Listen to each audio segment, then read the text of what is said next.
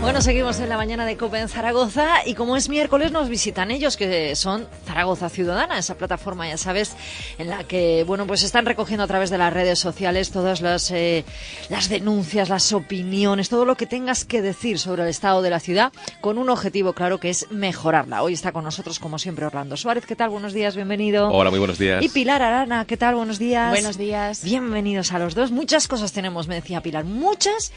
Y no nada bueno. Qué crudo, ¿verdad? Qué crudo, es la pero cruda hay que realidad. empezar por ahí. Bueno, pues eso es porque la gente está muy preocupada por el estado de la ciudad y, como decimos, hay que mejorarla. Empezamos por el Parque Miraflores, ¿no? ¿Qué pasa con las papeleras? Bueno, pues que hace unos días usuarios del parque nos pidieron que solicitáramos al ayuntamiento la instalación de una papelera canina en una parte del parque, entre Camino de las Torres y Calle Un Castillo, cerca de la avenida Cesario Alierta, o sea, en esa zona, dado que recogían los excrementos de sus perritos y tenían que dar un largo paseo para depositarlos.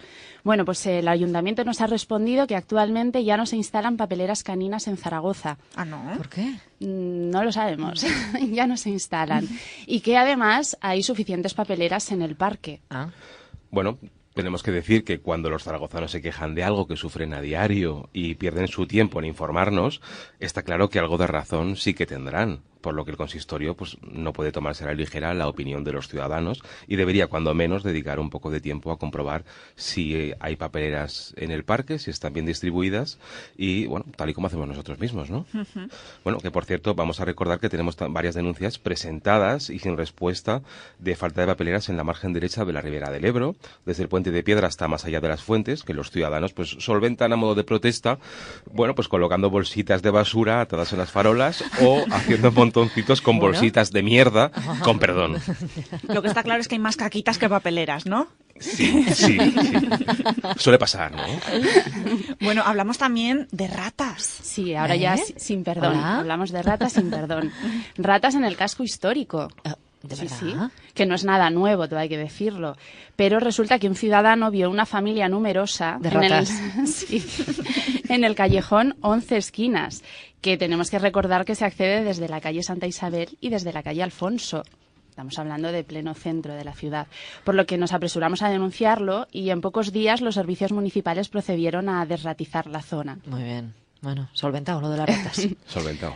Nos vamos a la Gran Vía, también zona céntrica. ¿Qué pasa? Sí, vamos a hablar de una consulta ciudadana que hemos hecho al ayuntamiento sobre la que estamos esperando respuesta, y es que un usuario de Instagram, saludamos a Antonio. Hola, Antonio. Te queremos, ¿no? Se preguntaba por qué los nuevos árboles en Gran Vía, tras la polémica tala de hace un mes, se estaban plantando más cerca de las vías que las anteriores, cuando todos podemos comprobar diariamente que las raíces suelen hacer estragos tanto en las aceras como en la calzada de la ciudad. Esto es así. No lo sabemos, estamos esperando a ver lo que nos dicen. Ahí queda. Confiemos en que tengan una razón lógica. Bueno, y hay que hablar mucho también de aceras y de calzadas. Sí, ahora seguimos comentando nuevos casos que nos van llegando a través de las redes sociales, en Facebook, en Twitter y en Instagram, de viario público en condiciones muy deficientes. Por ejemplo, las calzadas de Manuel de Falla, Miguel Labordeta y Biarritz, en el distrito de Delicias, con importantes baches también en medio de los pasos peatonales. Algo que también ocurre y de manera más extendida en calles céntricas como la calle Luis Vives, el carril de subida de Paseos Renovales o el Coso Bajo en su confluencia con la calle Alonso V. Y no olvidemos tampoco que, como hablamos en días pasados, también pasa con las aceras, donde faltan baldosas o están rotas, como en la avenida César Augusto, haciendo esquina con la calle Torrenueva, en la avenida Tenorfleta o en la calle Amistad, junto a dos colegios como son el Colegio San Agustín o el Santo Domingo de Silos. Y seguimos hablando, ¿Sí? Vale. de aceras y calzadas. Más aceras, venga. Pero en este caso algo más que unas baldosas o un bache. ¿Por qué? Pues porque hace unos días recibíamos una denuncia de los vecinos del camino Fuente de la Junquera, dado que un tramo de esta vía de unos 335 metros de longitud, concretamente desde el Colegio Liceo Europa hasta el antiguo Colegio Vértice, quedó sin asfaltar cuando se urbanizó la zona. Y esto impide el paso cómodo de vehículos, claro. Más grave todavía cuando se trata de autobuses, habiendo colegios allí. ¿Cuál ha sido la respuesta del ayuntamiento?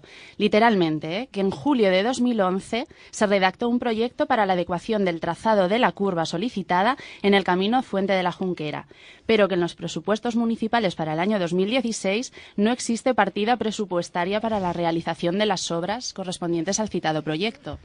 Vamos a ver.